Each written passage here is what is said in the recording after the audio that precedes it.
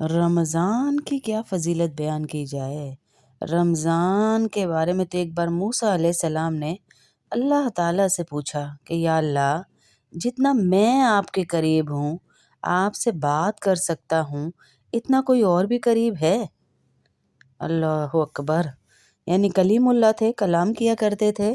اللہ تعالیٰ نے فرمایا ہے موسیٰ، آخری وقت میں ایک امت محمد صلی اللہ علیہ وسلم کی ہوگی، اور اس امت کو ایک مہینہ ایسا ملے گا جس میں وہ خشک ہونٹوں، پیاسی زبان، سوکھی ہوئی آنکھوں، بھوکے پیٹ جب افطار کرنے بیٹھیں گے تب میں ان کے بہت قریب ہوں گا۔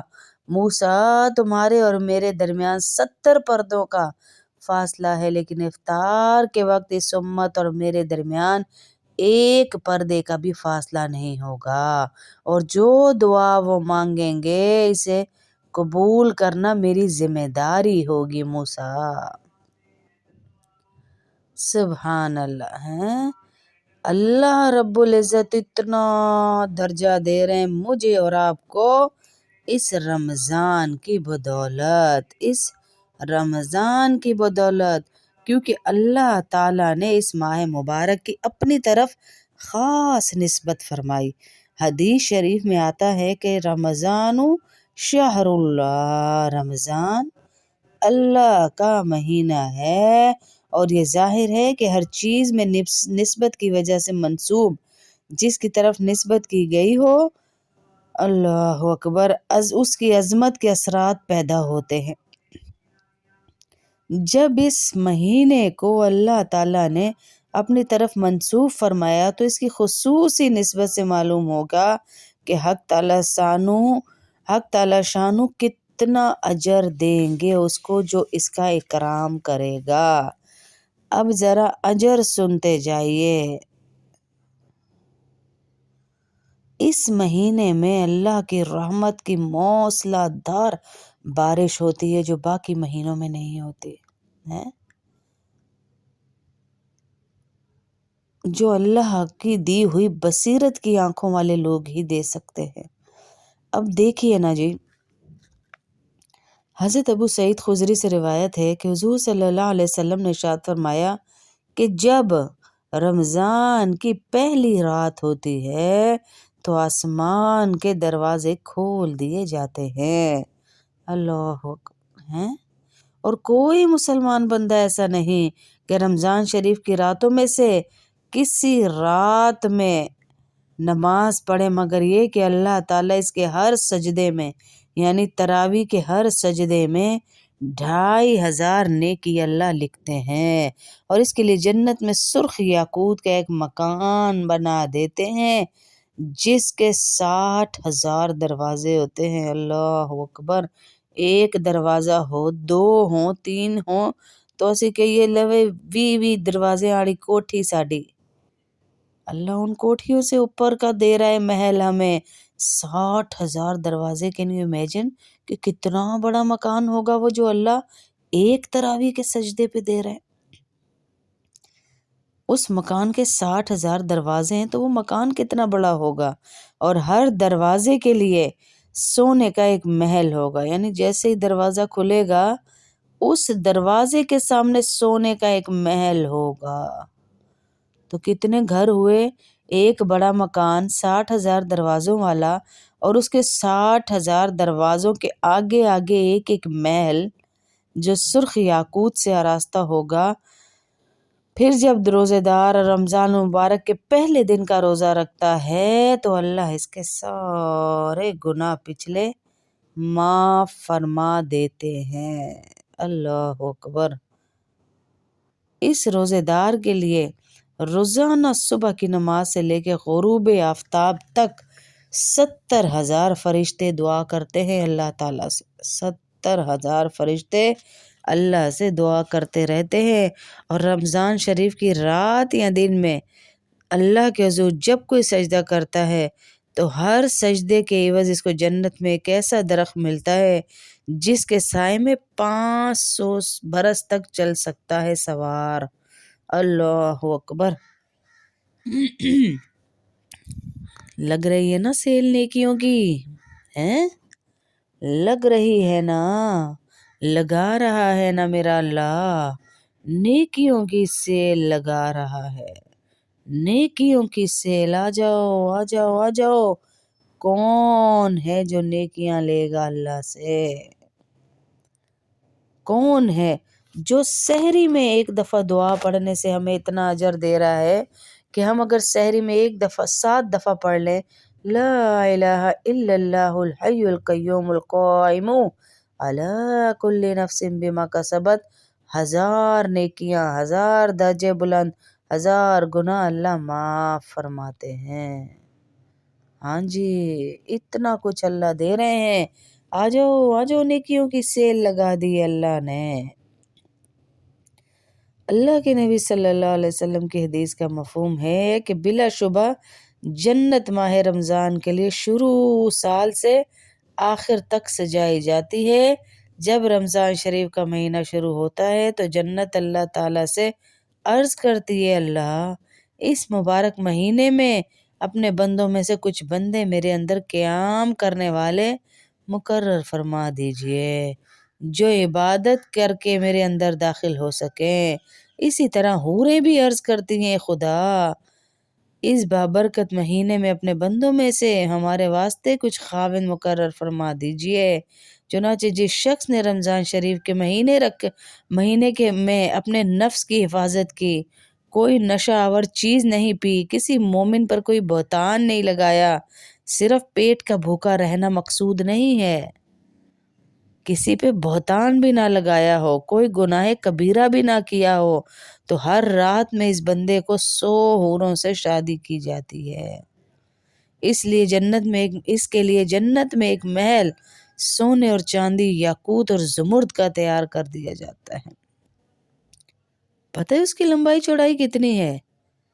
اس محل کی لمبائی چوڑائی کا یہ عالم ہے کہ ساری دنیا اکٹھی اس محل میں رکھ دی جائے تو ایسی معلوم ہو جیسے دنیا میں کوئی بکریوں کا باڑا ہو، بس اتنا۔ یعنی جس طرح تمام دنیا کے اس محل میں رکھ دی جائے تو بکریوں کے باڑے کی طرح چھوٹی سی معلوم ہو، اتنا بڑا محل ہے۔ اور پھر جب بابرکت مہینہ ہے، اس میں جب آپ کی نیکی کو اتنا ڈیمانڈنگ بنایا جا رہا ہے، اتنا ویلیویبل بنایا جا رہا ہے، اتنی ہائپ دی جا رہی ہے، اتنے فضائل بڑھائے جا رہے ہیں، تو سوچ لیجئے اس میں گناہ کا عذاب بھی بہت زیادہ ہے۔ جو جتنی مقدس جگہ ہوتی ہے یا مقدس مہینہ ہوتا ہے، اس کی نیکیاں جب بڑھتی ہیں تو اس کے گناہ کا عذاب بھی بڑھتا ہے۔ اب یہ بھی سن لیجئے، اللہ کے نبی صلی اللہ علیہ وسلم کی حدیث ہے کہ جس شخص نے اس مبارک مہینے میں کوئی نشہ والی چیز یا پی یا کسی مومن پر بہتان لگایا یا کوئی گناہ کبیرہ کیا تو اللہ تعالیٰ اس کے سال کے نیک عملوں کو ضائع کر دیتے ہیں۔ اللہ اکبر کبیرہ۔ لہٰذا اسی لیے بار بار کہہ رہی ہوں کہ جہاں نیکیوں کی قیمت بڑھ رہی ہے وہاں گناہوں کا عذاب بھی بڑھے گا اگر آپ کسی مقدس مہینے میں کرتے ہیں۔ اس لیے اس مہینے میں بے احتیاطی سے بچیے۔ بار بار کہوں گی، یہ مہینہ پکوڑے، سموسوں، جلیبیوں، افطار پارٹیوں کا نہیں ہے۔ یہ مہینہ نیکیاں کمانے کا مہینہ ہے، قرآن پڑھنے کا مہینہ ہے، اللہ کو راضی کرنے کا مہینہ ہے۔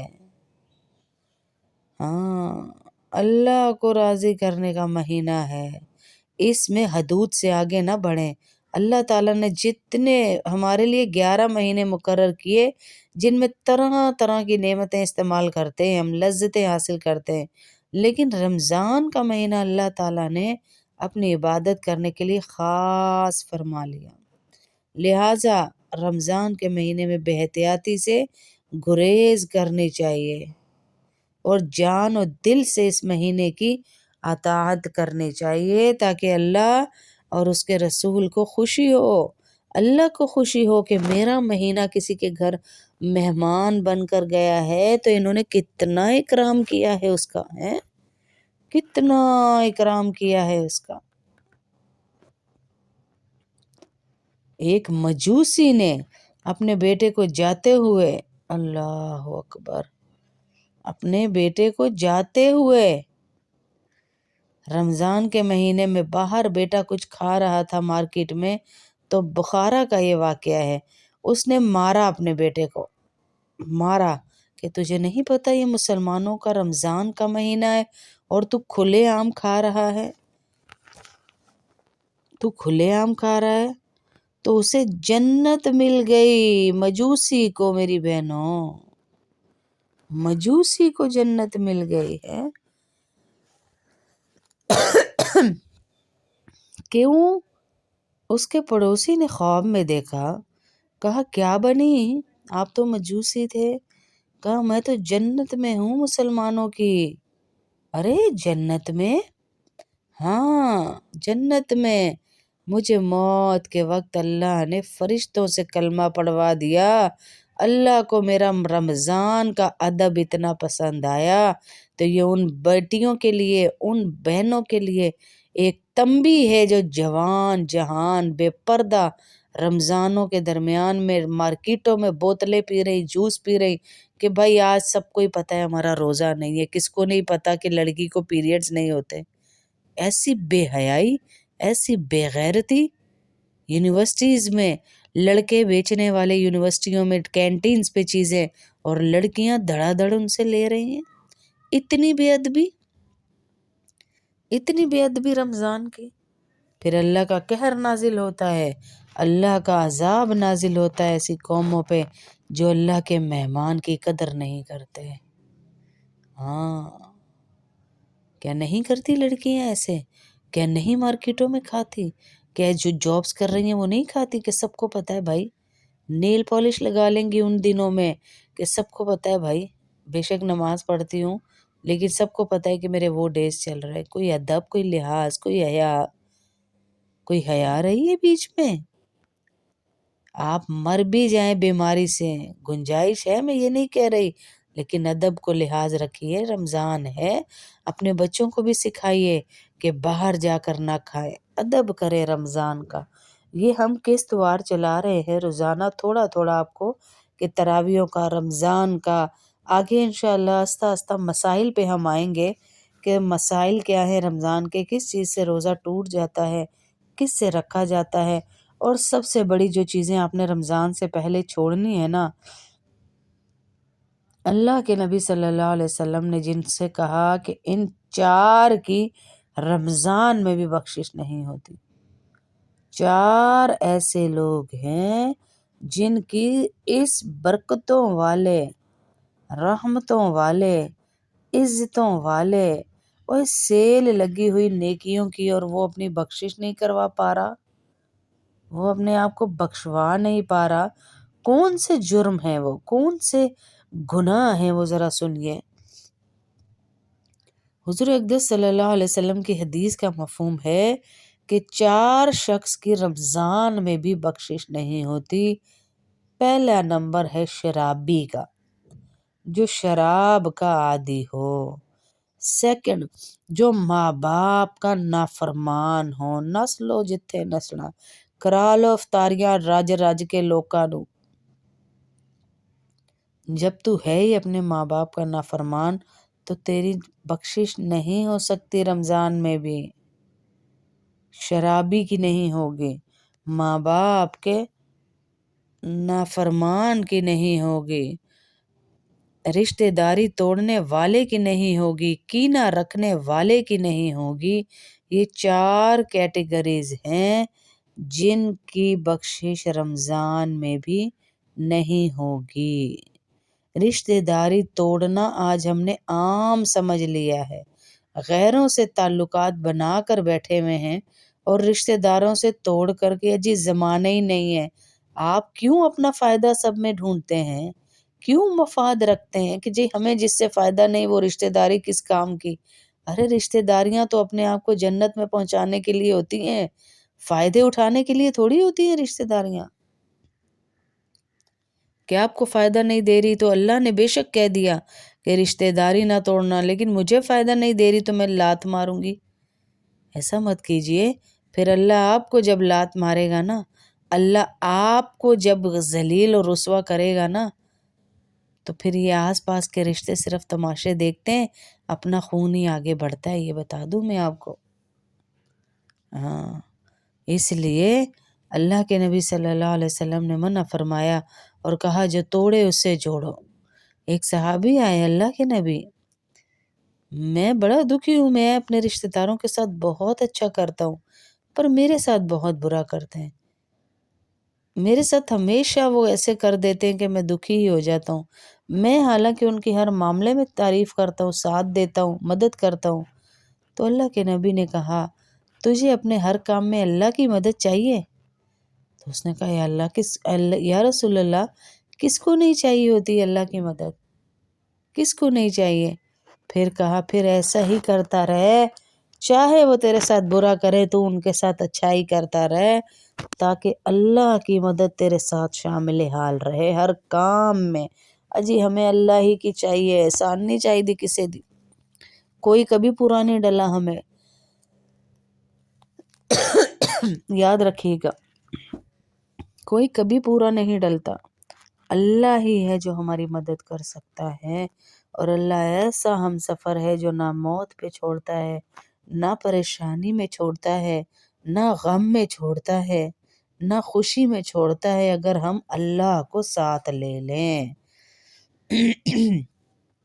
اور کینہ رکھنا کہ کسی کے لیے دل میں، کینہ کسے کہتے ہیں کہ جب کسی ہمارے دشمن کو تکلیف پہنچے تو ہمیں خوشی ہو، غم نہ ہو، ہمیں پریشانی نہ ہو، ہمیں خوشی ہو کہ یار اچھا ہوا، یہ ڈیزرو کرتا تھا، اس نے فلانے موقع پہ میرے ساتھ یہ کیا تھا نا تو بہت اچھا ہوا اس کے ساتھ، اسے کہا جاتا ہے آپ کے دل میں کہیں کینہ بس رہا تھا اس کے لیے، وہ باہر نکل آیا۔ اور کینہ ایسی آگ ہے جس کا سب سے زیادہ نقصان آپ ہی کی جڑوں کو ہوتا ہے، یاد رکھیے گا۔ اس کا نقصان اتنا اس بندے کو نہیں ہوتا جس سے آپ کینہ کر رہے ہیں، اس کا نقصان آپ کو زیادہ ہوگا، ہاں آپ کو زیادہ نقصان ہوگا اس کا، اس لیے کینے سے بچیں۔ رمضان میں تو خاص طور پہ ہماری کون سا افطار پارٹی کی جو ہم کریں؟ آپ کو کہا کس نے ان کی افطار پارٹیاں کرنے کے لیے؟ اور بھائی ہماری کریں گے تو ہم کریں گے، کیوں کیوں کیوں کیوں کریں گے آپ؟ اللہ کے نبی صلی اللہ علیہ وسلم نے تو کہا کہ ایک کھجور کا ٹکڑا یا ایک لسی کا گھونٹ، ایک پانی کا گھونٹ بھی کسی کو پلا دو گے تو تمہیں اس کو روزہ افطار کرانے کا ثواب ملے گا۔ ہاں، ثواب کوئی آپ 10,000 لگائیں گے تبھی تھوڑی ملے گا، بھائی افطاری پہ بلانے کے لیے بھی تو پیسے چاہیے، بلائیں نہیں، آپ اس کے گھر پہ بھیج دیں کھجور کا ڈبہ اور کہیں روزانہ دسترخوان پہ ہماری کھجور رکھ لیجئے گا، اس سے روزہ افطار کر لیجئے گا۔ کسی کے گھر لسی بھیج دیں، پانی بھیج دیں، ایک چیز بھیج دیں، آپ کا روزہ افطار آپ نے کسی کا اس سے کروا دیا، آپ کو ثواب مل گیا۔ ضروری تھوڑی آپ کروڑوں روپیہ لگائیں گے تو آپ کی افطار پارٹی ہوگی۔ ہاں، اللہ نے تو اتنا کہا کہ کسی کو ایک کھجور بھی کھلانے سے تمہارا روزہ کی افطاری قبول ہو جائے گی، اور تمہیں اتنا اجر ملے گا جتنا اس کو روزہ رکھنے والے کو ملا ہے۔ رمضان کی پہلی رات ہوئی تو حضور صلی اللہ علیہ وسلم لوگوں سے خطاب کرنے کے لیے کھڑے ہوئے اور اللہ تعالیٰ کے حمد و ثنا بیان کر کے ارشاد فرمایا، اے لوگوں، تمہاری طرف سے تمہارے دشمن جنات کے لیے خداوند تعالیٰ کافی ہیں، اور اللہ تعالیٰ نے تم سے دعا قبول کرنے کا وعدہ فرمایا ہے۔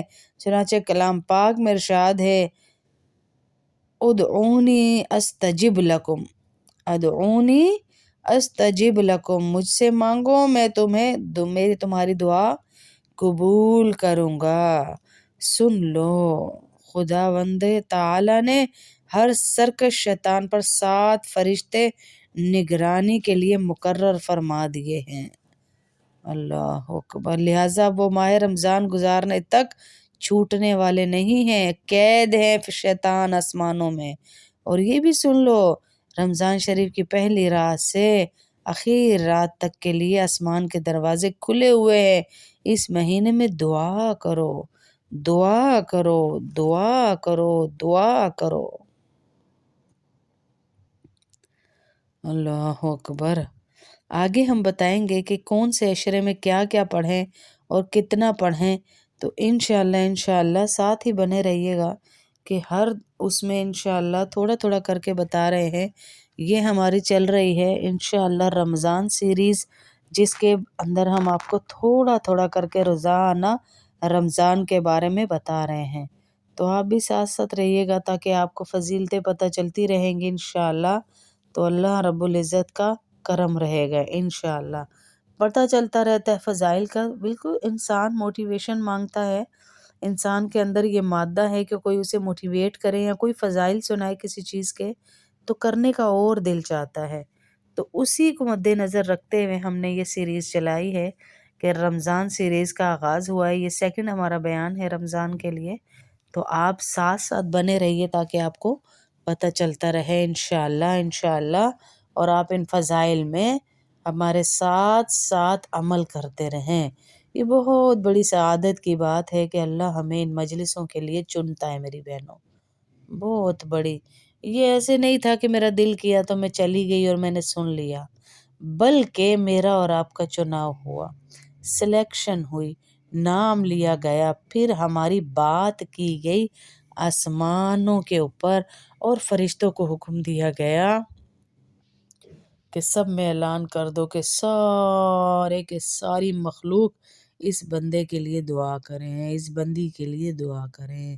جو بھی دین کی مجلسوں میں شامل ہوتا ہے ان سب کے لیے دعائیں ہو رہی ہیں اس وقت، اور میں ہی نہیں کر رہی، آپ ہی نہیں کر رہی، بلکہ اللہ کی ساری مخلوق، چرند پرند، جانور، مچھلیاں سمندروں کے اندر، چیونٹیاں بلوں کے اندر میرے اور آپ کے لیے دعاؤں میں لگی ہوئی ہیں۔